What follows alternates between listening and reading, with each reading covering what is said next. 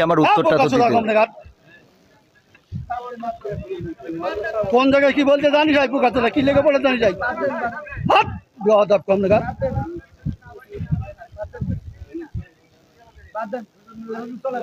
একদম বাস্ত করে দেবো সব একদম।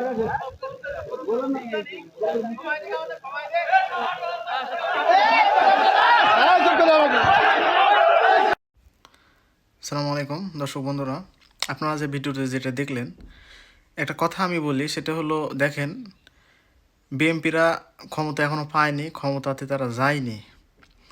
তারা একটা মানুষের সাথে যে ব্যবহার করতেছে, একজন চেয়ারম্যান আর যিনি বক্তব্য দিচ্ছেন সে কিন্তু একজন বিশিষ্ট ইউটিউবার বা কন্টেন্ট ক্রিয়েটর, অথবা বললে ভুল হবে না, যেটা হলো সে একজন ইসলামিক বক্তা, মানুষের সামনে বিভিন্ন কথা বলে।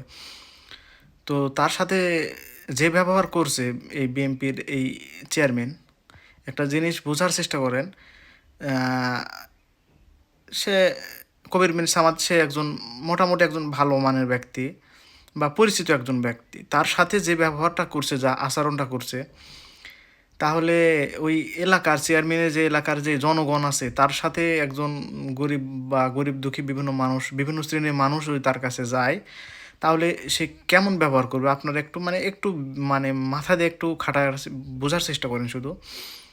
সে কত খারাপ ব্যবহার করবে, সে কেমন নিকৃষ্ট একজন লোক।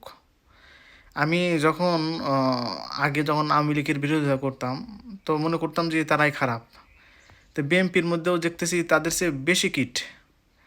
তারা ক্ষমতা না পেতে তারা যে ব্যবহার করতেছে। তো আপনারা কি করবেন সেটা বলেন। আপনাদের উপরই একটা ছেড়ে দিলাম যে তাদের কেমন ঘৃণা করা উচিত। আমি প্রতিবাদ না করে আমি থাকতে পারলাম না, যে কারণে আমি ভিডিওটা তৈরি করলাম। তো ইচ্ছা আছে আমার এই ধরনের ভিডিও আমি তৈরি করব বা ভিডিও পাবলিশ করার ইচ্ছা আছে আমার। তো আপনারা আমাকে সহযোগিতা করবেন, আমি জানি এই ধরনের বিষয়গুলো মানুষের সাথে তুলে ধরতে পারি, যাতে মানুষ যেন সঠিক জিনিসগুলো বুঝতে পারে। তো দেখেন, সে কিন্তু একজন সম্মানিত ব্যক্তি, তার সাথে একজন জনসমাবেশে যে খারাপ ব্যবহার করছে, কেমন যেন একটা চেয়ার আনে, কেমন যেন একটা ভাব নিয়ে সে কথা বলছে, তার সাথে যে ব্যবহারটা করছে, একজন সুস্থ মস্তিষ্কের মানুষ এখানে প্রোটেকশন দেওয়া খুব কঠিন মনে হয় আমার কাছে। প্রতিবাদ না করে থাকার কোনো সম্ভাবনাই দেখতেছি না।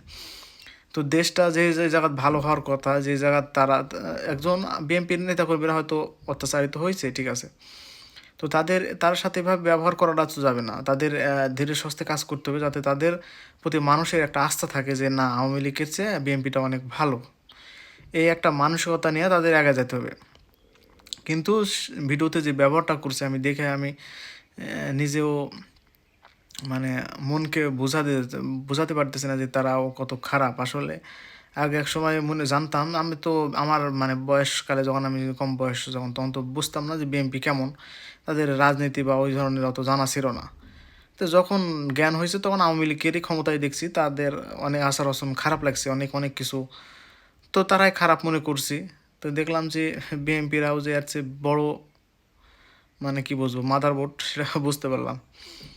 তো একজনকে দিয়ে সবাইকে বিচার করা যাবে না, এটাও কথা সত্য।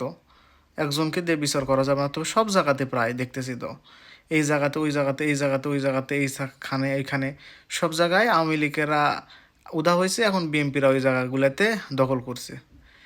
চাঁদাবাজি, লুটপাট সব কিছুতেই আছে। তো তাদের হাতে দেশ যদি যায়, তাহলে দেশ তো দেশের মায়ের বাপ করে দেবে তারা, এটাও ঠিক আছে। তারা 16 বছরে যা খাইছে, তারা 6 মাসে বা 6 দিনে তারা চিকগুলো খাওয়ার চেষ্টা করবে, করে লুটপাট করে নেয়, তারা ফালাবে। এই জন্যে তারা যে ধরনের মন মানসিকতা, এগুলা একবারে সবার কাছে প্রকাশ করাটা উচিত। আপনারা সেটা অবশ্যই বিবেক বিশ্লেষণ করে দেখবেন। তাছাড়া আসলে এই দেশটা, আমাদের বাংলাদেশ কিন্তু ভালো দিকে নিয়ে যাওয়ার কোনো চান্সই নাই, যেহেতু ডক্টর মোহাম্মদ ইউনূস সে একজন চেষ্টা করতেছে, তাদের সাথে কাঁধে কাঁধ মিলামিশে দেশটাকে আর সুন্দর করার চেষ্টা করুক। তার রাজনীতির পথটা গ্রহণ করে নিক। কখন কোন সময় কি করে তাদের ঠিক নাই। তো যাই হোক, আমি বেশি কথা বাড়াতে চাচ্ছি না। আমি অবশ্যই প্রতিবাদ করব সবগুলাকে নিয়ে, যতগুলো আছে সবগুলাকে ধোলাই করার চেষ্টা করব। তো আপনারা আমার পাশে থাকবেন। ধন্যবাদ। আল্লাহ হাফেজ।